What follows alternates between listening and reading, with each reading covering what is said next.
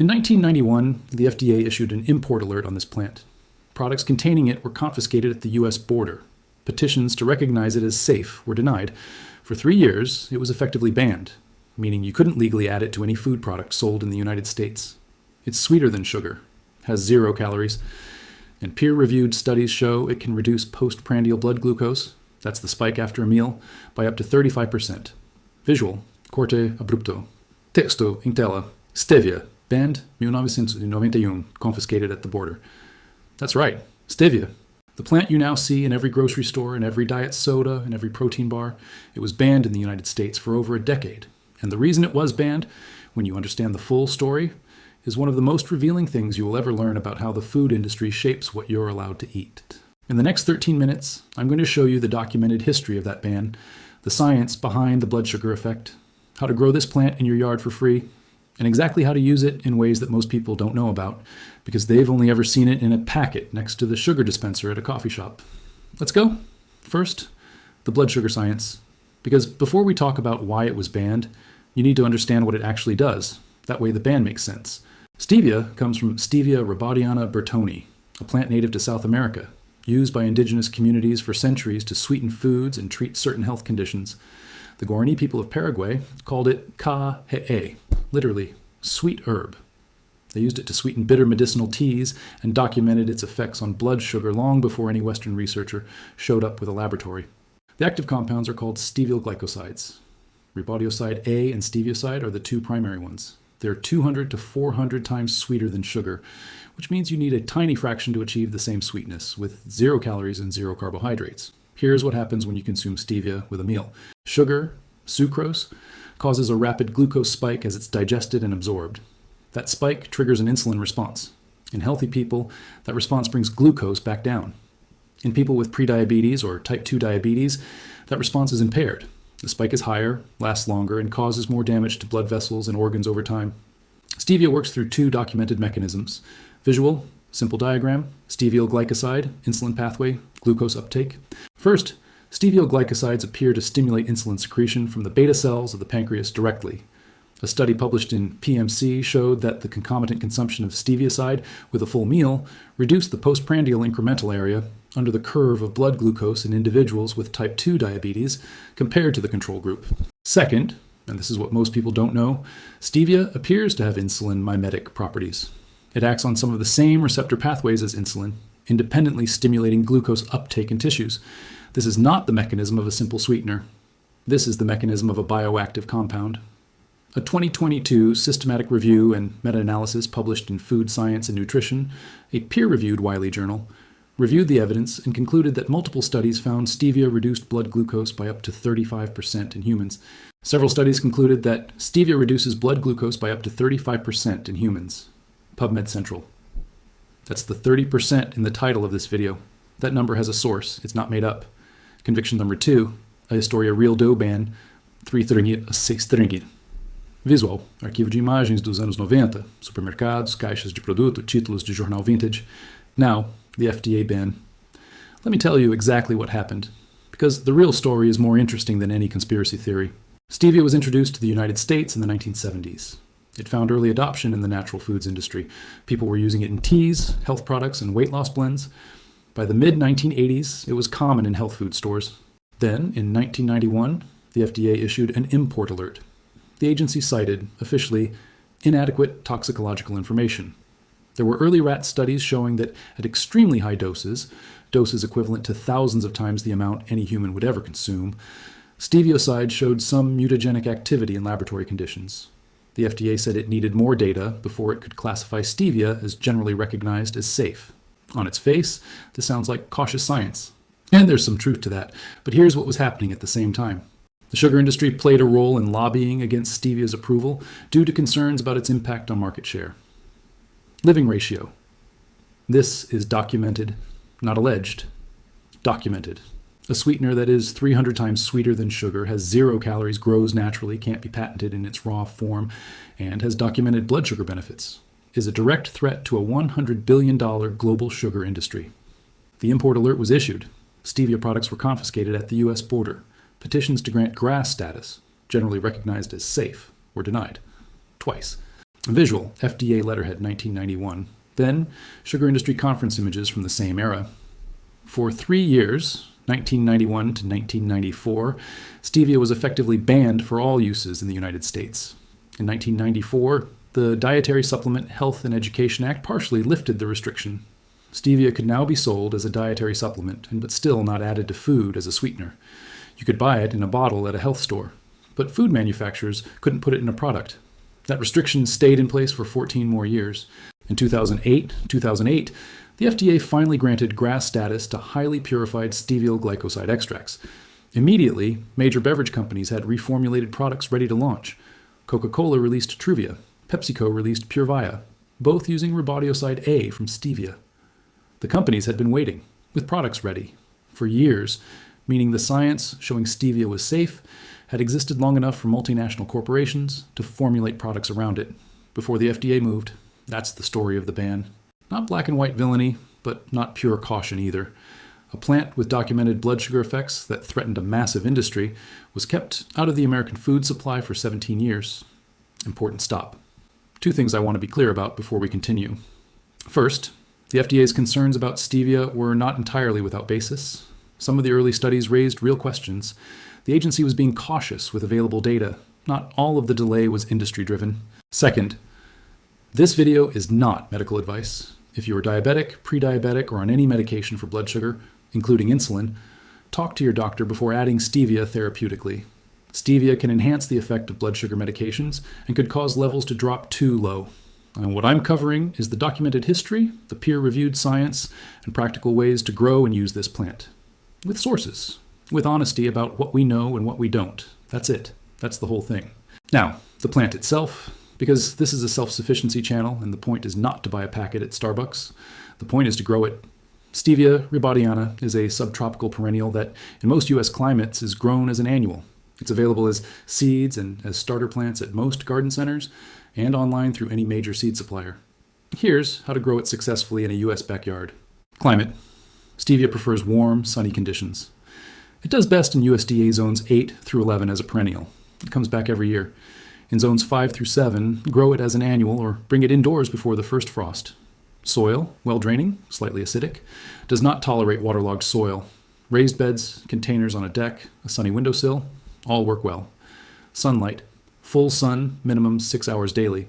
The sweeter and more potent the leaves, the more sun exposure. Water, moderate.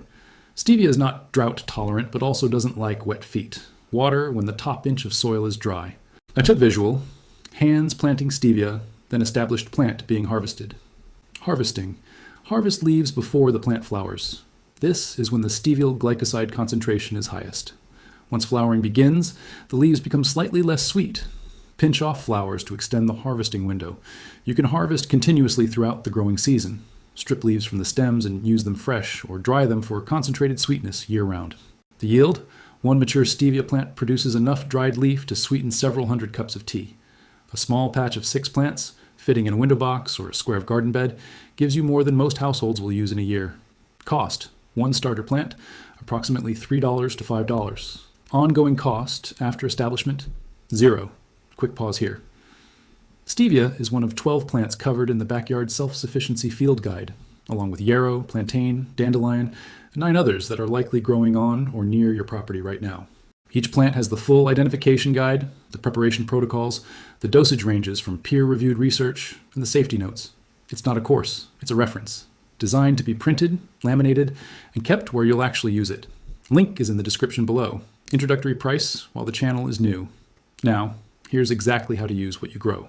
3 preparation methods, from simplest to most concentrated. Method 1, fresh leaf. The most immediate use. Pick a fresh leaf, chew it. The sweetness is immediate and striking. Clean, slightly herbal, no bitterness. This is the fastest way to understand what you're working with. For practical use, add 3 to 5 fresh leaves directly to a cup of hot tea instead of sugar. Steep with your tea. The leaves release their glycosides into the hot water within 2 to 3 minutes. Remove before drinking or leave in. They're completely edible. Fresh stevia can also be blended into smoothies, used in lemonade, or added to oatmeal, anywhere you'd normally add a sweetener. The rule of thumb: 1 fresh stevia leaf equals roughly 1 teaspoon of sugar in sweetness. Method 2, dried leaf powder. concentrated, shelf-stable.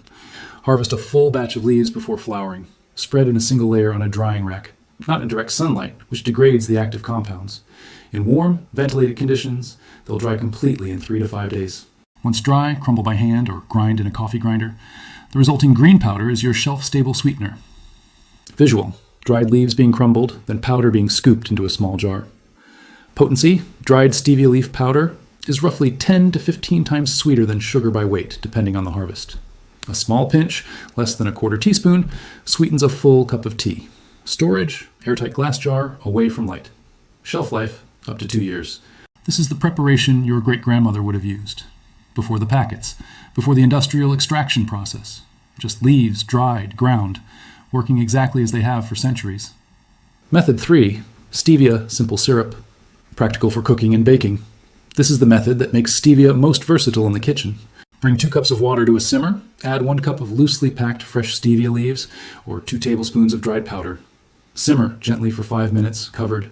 Remove from heat. Steep an additional 15 minutes. Strain through fine mesh or cheesecloth. The resulting liquid is a concentrated stevia syrup, clear to pale green, intensely sweet. Use it anywhere you'd use liquid sweetener, in coffee, tea, cocktails, salad dressings, marinades. Visual: syrup being strained, then poured into a small glass bottle, amber, clean. Dosage: roughly 1 teaspoon of stevia syrup replaces 2 to 3 tablespoons of sugar. Adjust to taste. It's easy to oversweeten. Refrigerated shelf life: 2 weeks, frozen up to 6 months. Here's how this translates to blood sugar management in practice. The research showing stevia's effect on postprandial glucose is not about consuming stevia in isolation. It's about consuming it alongside a meal, as part of the meal or immediately before.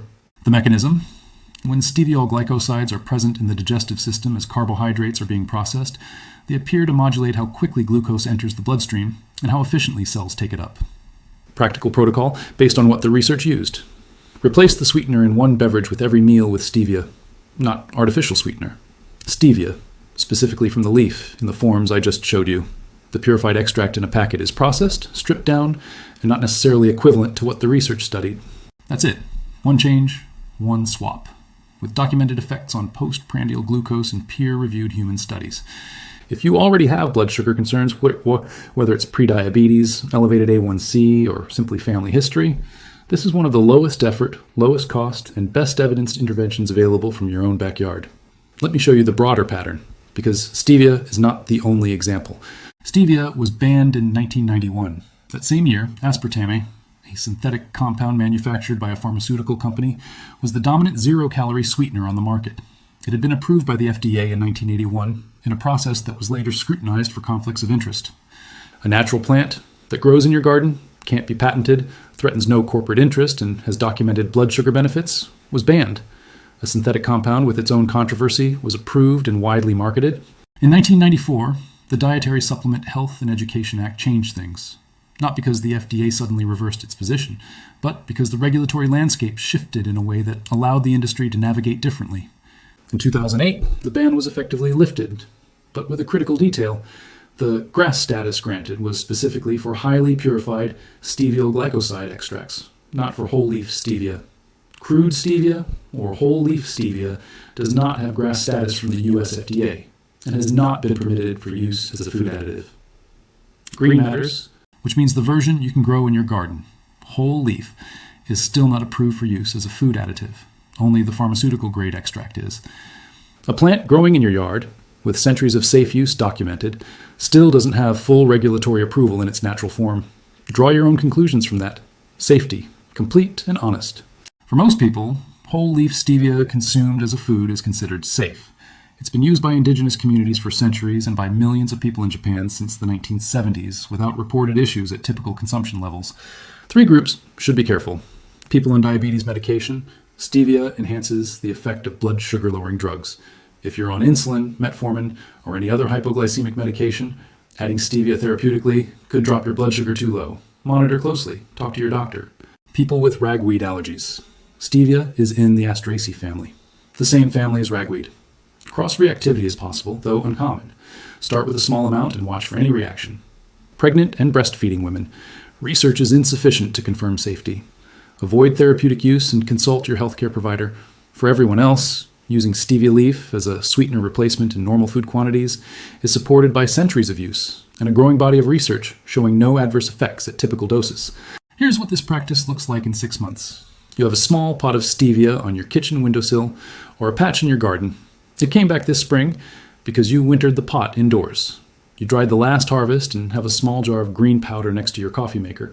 Every morning you make your tea. You add a pinch of your own stevia powder instead of sugar. Every evening meal you have a glass of water sweetened with a few fresh leaves. Your blood sugar doesn't spike the way it used to after dinner. Your doctor notices your numbers. You mention the stevia. Maybe she's surprised. Maybe she already knows. Either way, it cost you nothing. You grew it in a pot on your window. And it's working. That's not a miracle. That's just using what grows for free, prepared the way people have been preparing it for 500 years, with peer-reviewed evidence for why it works. Here's exactly what to do right now. Step 1. Find stevia seeds or a starter plant. Your local garden center almost certainly has them. If not, any major online seed supplier does. Step 2. Plant it in a sunny spot. A 6-inch pot on a windowsill works. A spot in the garden works. Full sun, well-draining soil, regular water. Step 3. Use fresh leaves in your next cup of tea, before you even have a dried supply. Just pick 2 leaves, drop them in hot water, steep 3 minutes. Taste the difference. That's it. 3 steps, 0 cost after the plant. And if you want the complete reference, stevia plus 11 other plants already growing near you, with full preparation guides and the peer-reviewed science behind each one, the Backyard Self-Sufficiency Field Guide is in the description.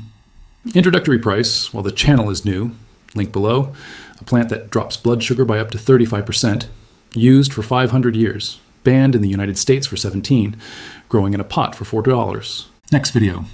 The backyard plant with documented effects on blood pressure that costs $0 and that your doctor probably doesn't know grows in your fence line. Subscribe so you don't miss it. Share this one with someone managing blood sugar. They're going to want to know.